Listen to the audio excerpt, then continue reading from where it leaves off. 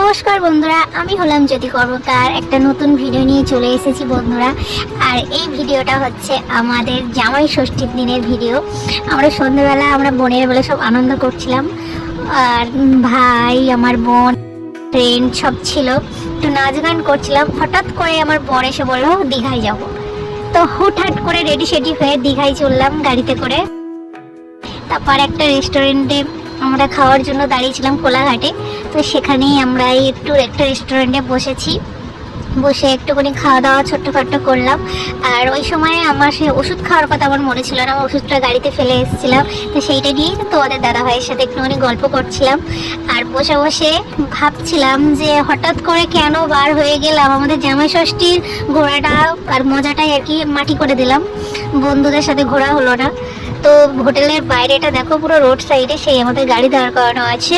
খুব সুন্দর লাগছে বাইরেটা, আর এই গাছপালাটা লাইটের জন্য আরো বেশি ভালো লাগছে। আর আমরা সারা রাতই হিসেব মতো আমরা গাড়িতেই কাটিয়েছি।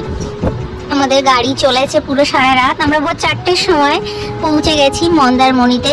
দেখতেই পাচ্ছ কি সুন্দর লাগছে ভিউটা। আমার মন্দারমণিটা খুব ভালো লাগে। আমার দীঘার থেকে আর মন্দারমণির বিচটা বেশি ভালো লাগে, কারণ ওই জায়গাটা পুরো নিরিবিলি, ঠান্ডা আর একান্তই একটা পরিবেশ, যেখানে লোকজন একটু কম হয়। ওই জন্য আমার খুবই ভালো লাগে মন্দারমণিতে যেতে। আর বোনের মেয়ে ছিল আমার সাথে, সে তো। আর এই যে দেখো সূর্যোদয়, দেখো খুব সুন্দর লাগছিল ওই জায়গাটা। আমরা তো ভেবেছিলাম আজকে আমরা বোধহয় মন্দারমণি বিচে নামতেই পারবো না, কারণ সকালবেলা অনেক বেলাতে জলটা লেবেছে নিচেই, কারণ খুব জোরে আর কি ঢেউ দিচ্ছিল। তা আমরা মন্দারমণি থেকে আবার 7টা-8টা নাগাদ আমরা আবার গাড়িতে উঠে গেছি। উঠে যাওয়ার পরে দেখতেই পাচ্ছ গাড়ি চলছে আমাদের। তো ওখান থেকে আমরা গাড়িতে করে সোজা চলে আসলাম দীঘার একটা সাইডে। এখান থেকে আমরা সোজা যাব দীঘাতে। এই জায়গাটাও খুবই সুন্দর আর হাওয়া দিচ্ছিল।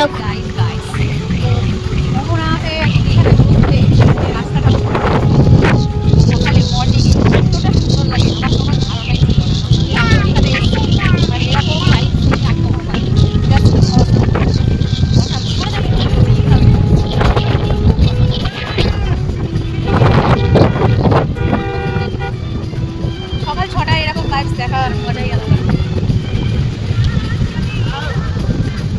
তোমরা তো দেখলে জায়গাটা কত সুন্দর, ঢেউ দিচ্ছে আর এত হাওয়া বইছে। আমার ওই জায়গাটায় যেন মিশে যেতে ইচ্ছে করছিল, এত হাওয়া দিচ্ছিল।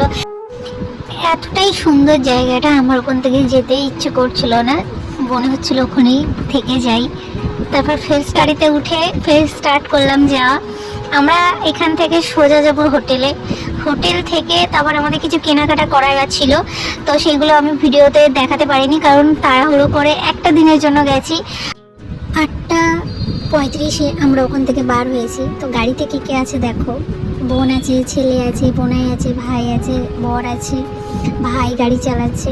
তো সবাই মিলে বার হয়ে গেলাম ওখান থেকেও। তো গাড়িতেই আছি। ওখান থেকে সোজা আমরা হোটেলে গেছিলাম। ঝোঁকের বসে চলে তো আসলাম দীঘাতে, কিন্তু এটা ভাবিনি যে আমাদের জামাই ষষ্ঠীটা আর কি মিস হবে। তো চলে আসার পরে রাস্তাতে বুঝতে পারলাম যে আমাদের আসাটা মোটেও উচিত হয়নি, বিশেষ করে যে জামাই ষষ্ঠীর দিন। তো আসার পরে আমরা সোজা কিছু কেনাকাটা করে নিয়েছিলাম, কারণ আমরা হঠাৎ করে চলে গেছি। দীঘায় আসার জন্য কোনো জামা কাপড় আমরা বাপের বাড়িতে গেছিলাম নিয়ে যাইনি, তাই আমাদের সেই কারণে কিছু জামা কাপড় কিনতে হয়েছিল আমার, বিশেষ করে আমার জন্য। আর বাকি তোমাদের দাদা ভাইয়ের আমার ছেলের জন্য কেনা হয়নি। তো চলো পরের ভিডিওতে দেখা হচ্ছে।